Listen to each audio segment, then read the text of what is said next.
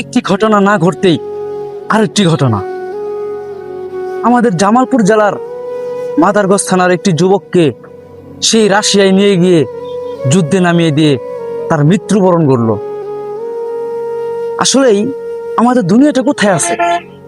তাকে রাজমিস্ত্রি কাজের কথা বলে নিয়ে গেল, রাজমিস্ত্রি কাজের কথা বলে নিয়ে গিয়ে সেনাবাহিনীদের কাছে বিক্রি করে দিল রাশিয়ায়।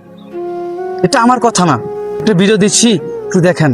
আসিয়া নিয়ে গেছে আজমিস্ত্রি কামের কথা কয়ে নিয়ে গেছে। আজমিস্ত্রি কামের কথা কয়ে নিয়ে যায় উনটি থুয়ে পাশে বেচা দিছে। যেই রাশিয়া যেতে টাকা লাগে 6 থেকে 7 লক্ষ, সেই রাশিয়ায় নিয়ে গেল 12 লক্ষ টাকা দিয়ে। টাকা ঠিকই নিলেন, কিন্তু সেই ছেলেটাকে আর বাঁচতে দিলেন না, তার পরিবারটাকে নিঃস্ব করে দিল সেই একটা দালাল। 12 লাখ টাকা দেবে না বিদেশ দিছে। আমার কইছে বলে আমার জন্য। ছেলেটাকে যখন যুদ্ধে নিয়ে যায়, তার বাবা মার কাছে ছেলে ফোন দেয়, যে বলে, মা বাবা তোমরা আমার জন্য দোয়া করো, আমি যেন বেঁচে থাকি, আমার জীবনটা তোমরা বাঁচাও। কিন্তু বাবা মা তা পারে নাই, তাদের জমি জমা সব বিক্রি করে তাদের টাকা দিছে। এখন কি বিক্রি করে দিবে? সেই ছেলেটা মারা গেছে। আফসোস। আমার জন্য কাঁচা গাড়ি করে দোয়া করো, আমার জীবন বাঁচাও, এখন তখন বাঁচাও।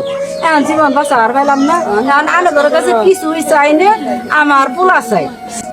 যাই হোক, সবার দিন ভালো যাক, কিন্তু যে দালাল এই কাজগুলা করলো, সেই দালালের যেন শাস্তি হয়, আমি এটাই আশা করি। আর আপনারা এই ভিডিওটা শেয়ার করে দিবেন, এই ভিডিওটা আরো যেন মানুষ দেখতে পারে।